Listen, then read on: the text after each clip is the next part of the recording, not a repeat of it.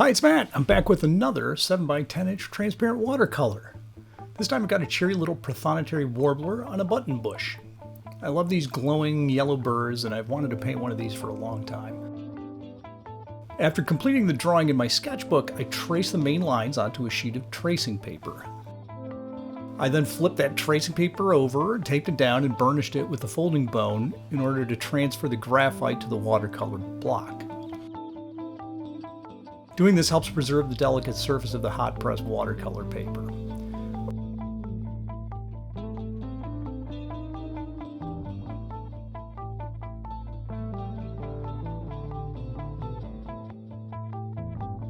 Once that sketch was transferred, I masked off the bird and the main branches with liquid frisket. I try to only leave the frisket on for a few hours at the most to prevent any damage to the paper.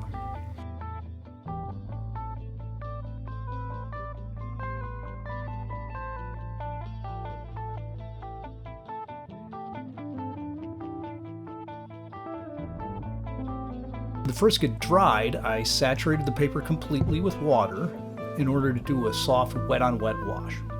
Using a 1-inch flat brush saturated with pigment, I started at the top of the page and worked my way to the bottom, letting gravity assist the mixing of the paint. I pre-mixed all the various colors for the wash in a porcelain well plate. In this painting, I kept the background colors a little bit less saturated, especially in the cool gray areas that surrounded the bird. By desaturating these areas, it should make those warm yellow oranges of the bird really pop off the page. Once the main wash was in, I switched over to a 1/2-inch flat brush and I started bringing in some additional color where it was needed. To prevent dark spots and puddling near the frisket, I wicked off some of the extra paint with tissue.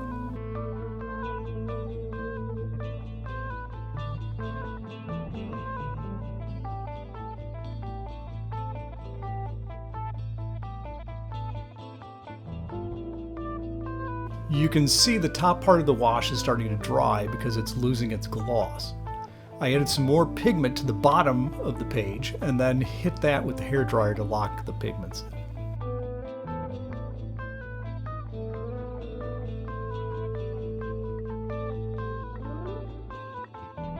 On the dry page, I started glazing in some additional suggestions of background foliage using mostly No. 2 round brushes.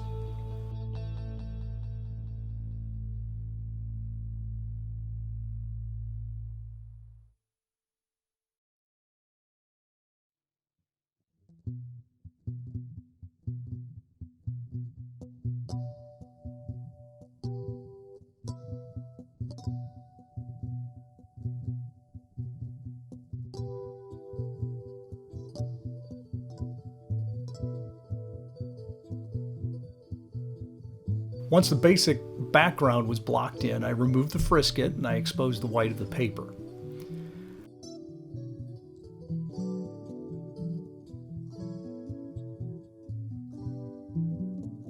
Then, I transferred the rest of the sketch to the foreground using the same tracing paper and a folding bone.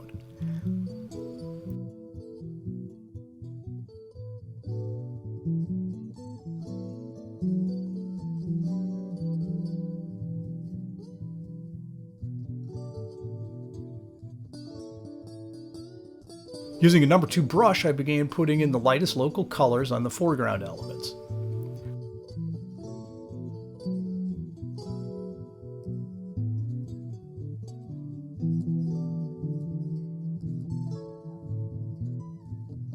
By glazing in multiple layers and getting gradually darker and using less water as I go, I'm able to build detail without fear of smudging or lifting the paint that I've already placed on the page.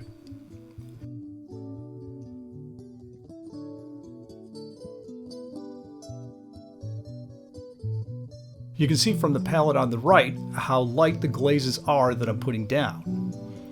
As all those glazes go down, they start to build the textures and the detail in the painting.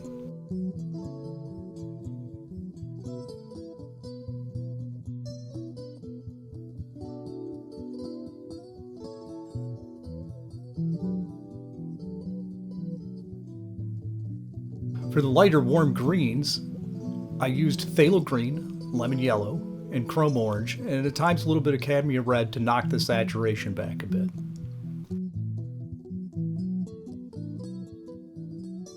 The lighter blue greens use phthalo blue, phthalo green, and lemon yellow, as well as some dioxazine purple to desaturate the greens.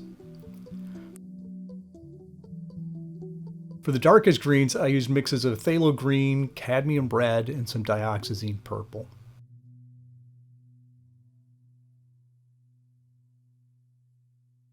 The bird was glazed in with lemon yellow, chrome orange, cadmium red, and permanent alizarin crimson.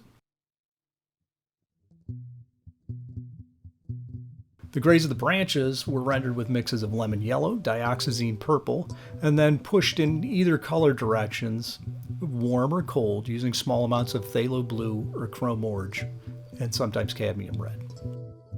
I kept the cool colors in the shaded areas for the branches.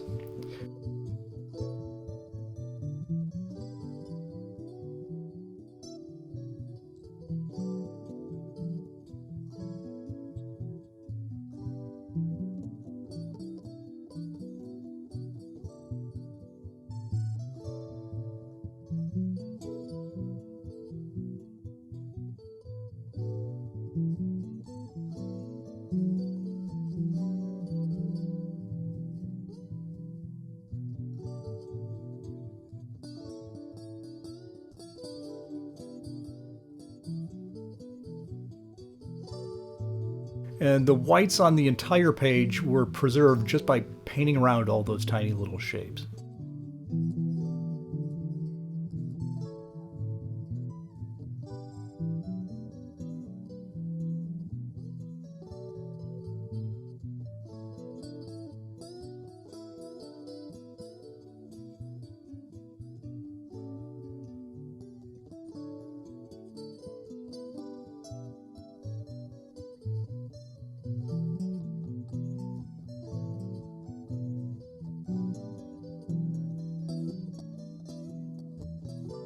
When adding detail, I always try to develop the page as a whole, moving to different places on the page in order to have that painting come together.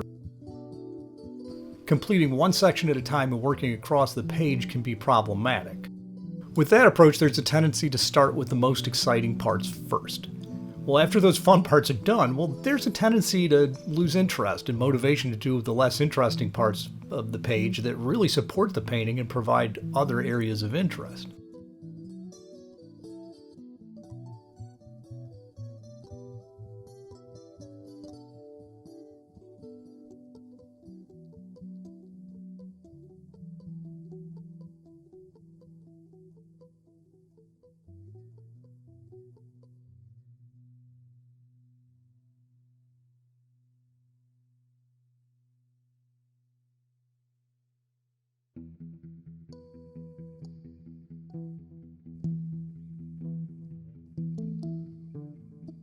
I always find that with my bird paintings, the backgrounds and the environmental portions take the majority of the time, and the birds just seem to fly off the brush quickly.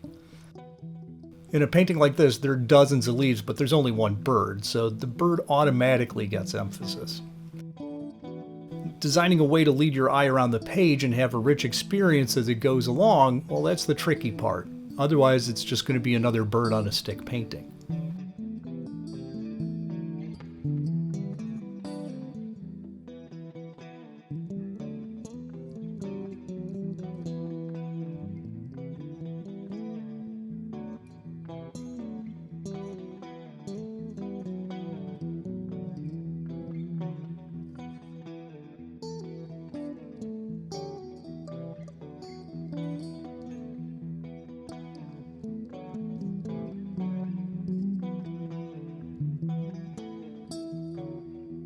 In painting the foreground leaves, I ended up emphasizing the contrast a little bit more than what my photo reference had showed.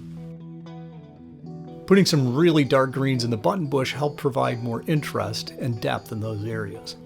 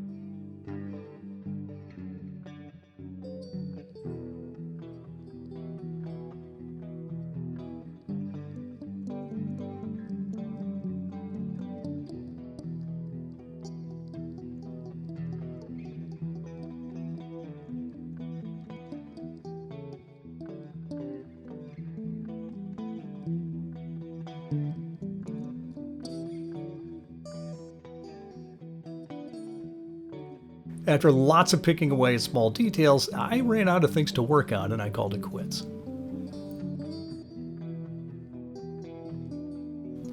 Thanks so much for watching. Let me know in the comments if you prefer the video with commentary or if they're just as good without all the yapping.